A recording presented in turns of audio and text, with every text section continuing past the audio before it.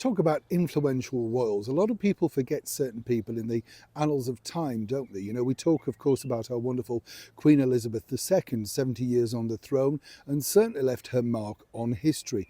Simply no two ways about it. A wonderful woman that so many people look towards in times of happiness and indeed sadness.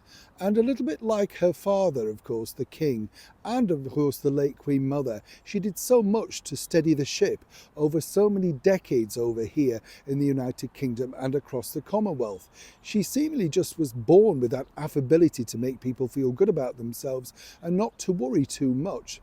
I've often said here on the show that one of the things that I found very moving about our wonderful monarch was that wonderful speech that she gave during the pandemic. And she sat there in a green dress, very much together, even though, of course, she was going through some terrible things herself, but reassuring the world, us, her subjects, that eventually things would be all right and we would meet again.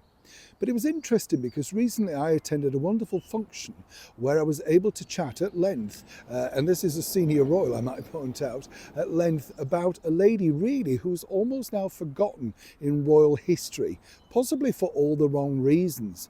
But I wanted to shine a light on her really because when you think about it, she did so much to shape the monarchy and seemingly so much that we now don't know about. We're talking, of course, about the late Queen Mary.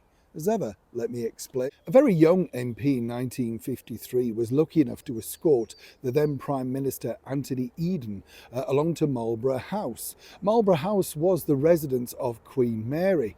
And it was interesting because, as he pointed out to me, you know, this was a big deal. One could imagine, you know, attending the presence of someone of her stature. She came from an era where still long dresses, pearls, dressing for dinner, morning attire, that sort of thing was very much still the norm for her. She literally lived for that type of lifestyle. And as he pointed out to me, the lady that he met was bright, vivacious, very much in the moment, and not at all the sort of austere presence that had been presented to the world via newsreels and, of course, newspapers of the time. Sadly, as we all know, she didn't quite make it through to see Queen Elizabeth crowned the Queen. And, you know, it was one of those things. I don't know if you know this, but she also said she didn't want a long period of mourning to interfere with the forthcoming coronation. Such was her dedication to the crown. What this gentleman pointed out to me was absolutely fascinating because apparently she always wore wigs. She didn't necessarily want to or couldn't be bothered to style her own hair. That was time wasting in her eyes. And so she had a silver wig for the day and a gold wig for the evenings, particularly for royal banquets, that sort of stuff. The story goes as well that you see Queen Mary apparently was something of a, and I mean this in the kindest of ways, kleptomaniac. If she liked something, she saw it in your house, apparently she would ask for it. That was really refuted by this particular gentleman because he said, no, that really wasn't the case. A lot of people did gift things to her, but really she wasn't the person that was portrayed. You know, she didn't necessarily ask to take things, but if somebody said, would you like it? Then yes, she did. Well, our future Queen, Queen Elizabeth, got on incredibly well with Queen Mary. Her sister, Princess Margaret, really simply didn't. And this was because Queen Mary, and as ever we have to say allegedly here, really found that Margaret was too flighty, not dedicated enough to royal life. But as this particular gentleman pointed out to me, the reason being absolutely was, of course, her son had abdicated and she never truly got over that. She wasn't necessarily angry with him for that, but the bigger situation was that she couldn't believe that someone who'd gone through the First World War really just couldn't, you know, make it through being the king. She said, look, what you've gone through during the war, what everybody's gone through during that terrible First World War, surely nothing can be as bad as that. How hard would it be to actually carry out your royal duty? And apparently this was a bone of contention that saw them fall out for the rest of her life, as we now all know.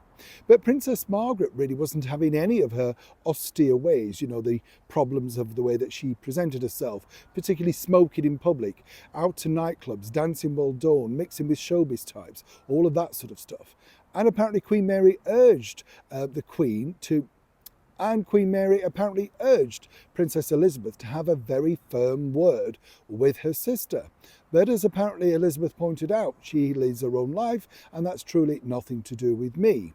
But Queen Mary apparently made a prophetic sort of moment and said, listen, it will be in the future if it's not curtailed.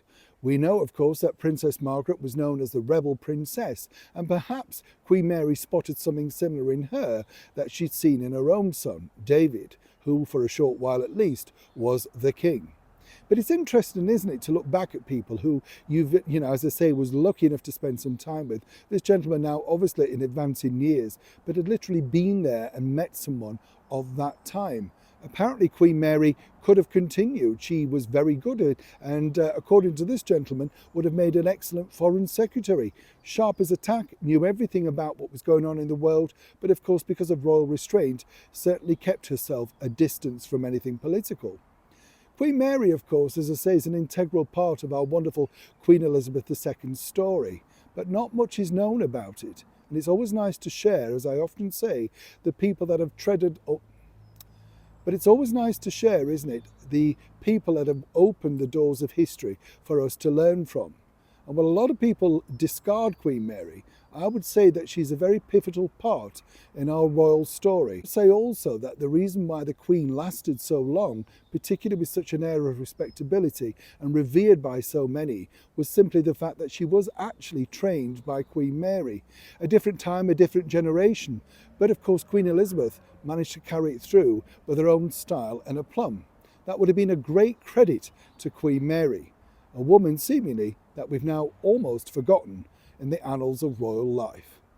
As ever, I hope you don't mind me sharing this insight and, of course, the wonderful conversations that I've been lucky enough to have with so many people in power that sadly are no longer with us. Neil Sean in the very heart of Kensington.